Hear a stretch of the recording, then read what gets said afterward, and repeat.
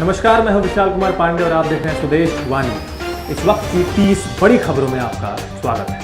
Corona संक्रमण के कहर के बीच बंगाल विधानसभा चुनाव के छठे चरण का मतदान जारी है। इस दौरान सूबे के 4 जिलों में 43 विधानसभा सीटों के लिए वोट पड़ रहे हैं। ये जिले उत्तर 24 परगना, उत्तर दिनाजपुर, नदिया और पूर्व वर्धमान है। इस दौरान करीब 1 करोड़ 3 लाख मतदाता 306 प्रत्याशियों की सियासी किस्मत का फैसला करेंगे। कोरोना वायरस की दूसरी लहर में एक बार फिर से कई फिल्मी सितारे और देश की हस्तियां जरूरतमंद और गरीब लोगों की मदद करने के लिए आगे आ रहे हैं। महामारी से बढ़ते प्रकोप को देखते हुए कई सितारे अपने स्तर पर लोगों की मदद के लिए हाथ बढ़ा रहे हैं। अब साउथ सिनेमा के मशहूर अभिनेता चिरंजीवी ने सिनेमा वर्कर्स और पत्रकारों की मदद करने का फैसला किया है। देश में कोरोना के नए मामलों की संख्या 3 लाख के पार पहुंच गई है। पिछले 24 घंटों में कोरोना के 3,14,835 नए मामले सामने आए हैं। इसी के साथ देश में अब तक कोरोना के कुल 1,59,30,965 मामले सामने आ चुके हैं। वहीं पिछले 24 घंटे में कोरोना से 2104 लोगों की मौत हो गई है। इसके साथ ही इस बीमारी से मरने वालों की संख्या 1,84,657 तक पहुंच गई है। गुरुवार सुबह केंद्रीय स्वास्थ्य मंत्रालय द्वारा जारी आंकड़ों के मुताबिक देश में 22,91,428 एक्टिव मरीज हैं। राहत भरी खबर यह है कि कोरोना से अब तक 1,34,54,880 मरीज स्वस्थ हो चुके हैं। कांग्रेस के वरिष्ठ नेता एवं शीला दीक्षित सरकार में मंत्री रहे डॉक्टर AK वालिया का आज सुबह दिल्ली के अपोलो अस्पताल में कोरोना बीमारी के चलते निधन हो गया है। वह 72 वर्ष के हो चुके थे। दिल्ली सरकार में मंत्री रहते हुए उन्होंने स्वास्थ्य, शहरी विकास, भूमि एवं भवन निर्माण संबंधी विभागों को संभाला था। महाराष्ट्र सरकार ने ब्रेक द चेन मुहिम के तहत राज्य में और सख्त पाबंदियां लगाने का फैसला लिया है। रात 8 बजे से 1 मई सुबह 7 बजे तक नए प्रतिबंध लागू रहेंगे। 34 वर्षीय आशीष येचुरी CPIM के बड़े नेताओं में शुमार सीताराम येचुरी के बड़े बेटे हैं। वह कई दिनों से कोरोना से जंग लड़ रहे थे। गुरुवार सुबह गुरुग्राम के मेदांता हॉस्पिटल में आशीष का निधन हो गया। आशीष को 2 हफ्ते पहले दिल्ली के होली फैमिली हॉस्पिटल में एडमिट किया गया था।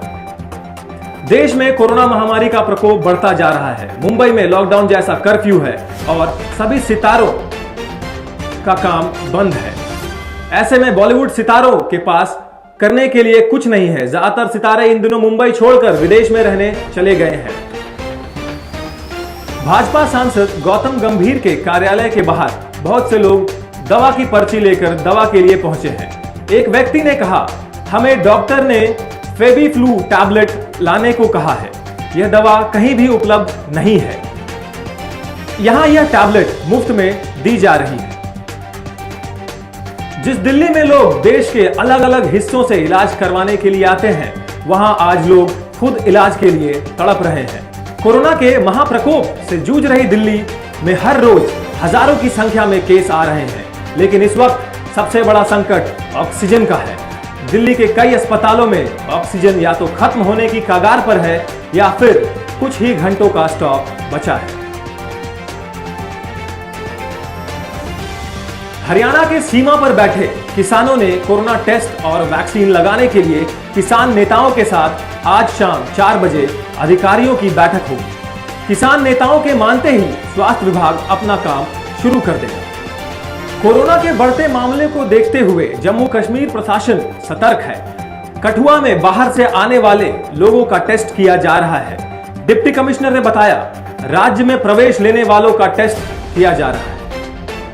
जींद के PP सेंटर से कोरोना वायरस की 1710 वैक्सीन चोरी हो गई है। जींद के स्वास्थ्य निरीक्षक राम मेहरा वर्मा ने बताया, अलमारियों के ताले टूटे हैं और वैक्सीन उठाई गई है। 1270 कोविशील्ड और 440 कोवैक्सीन चोरी हुई है। कुछ फाइलें भी चोरी हुई है। मुख्यमंत्री शिवराज सिंह चौहान ने प्रदेश से पलायन कर रहे मजदूरों से आग्रह करते हुए अपने संदेश में लिखा, उनको कहीं जाने की जरूरत नहीं है। आज मनरेगा में लगभग 21 लाख मजदूर नियोजित हैं। उन्हें 3 माह का राशन निःशुल्क दिया जा रहा है। लेकिन यदि मध्य प्रदेश में मजदूर भाई बहन आएंगे तो उनका पूरा ध्यान रखा जाएगा। बिहार में कोरोना संक्रमण की दूसरी लहर कहर बरपा रही है।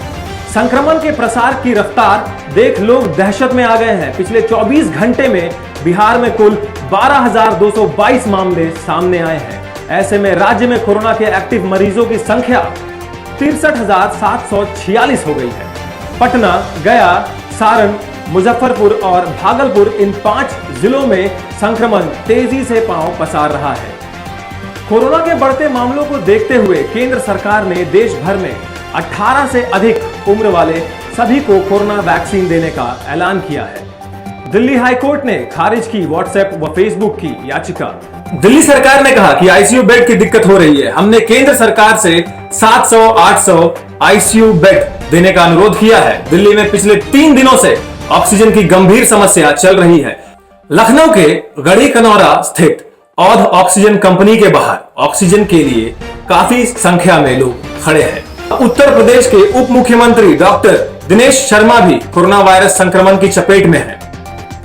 ओबामा प्रशासन के दौरान जस्टिस डिपार्टमेंट में अपनी सेवा दे चुकी भारतीय मूल की विनीता गुप्ता को एसोसिएट अटॉर्नी जनरल नियुक्त किया गया।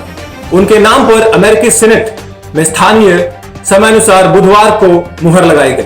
बता दें कि इस पर नियुक्त होने वाली वो पहली भारतीय मूल की नागरिक है। बुधवार का दिन कोलकाता नाइट राइडर्स के कप्तान इयोन मॉर्गन के लिए बेहद खराब साबित हुआ। जहां एक तरफ उनकी टीम को चेन्नई सुपर किंग्स के खिलाफ हार का सामना करना पड़ा, वहीं दूसरी तरफ उन पर बीसीसीआई और आईपीएल के आयोजकों की तरफ से जुर्माना भी लगाया गया। कोलकाता नाइट राइडर्स को हराते हुए धोनी की चेन्नई सुपर किंग्स ने इस सीजन की लगातार तीसरी जीत दर्ज की। अमेरिकी अंतरिक्ष एजेंसी ने बुधवार को कहा कि नासा ने मंगल ग्रह के लिए अपने नवीनतम मिशन पर एक और अलौकिक अभियान शुरू किया है। तो ये थे अभी तक की 30 बड़ी खबरें। देश की और भी तमाम खबरों के लिए आप हमारे साथ जुड़े रहें, देखते रहिए स्वदेश वाणी।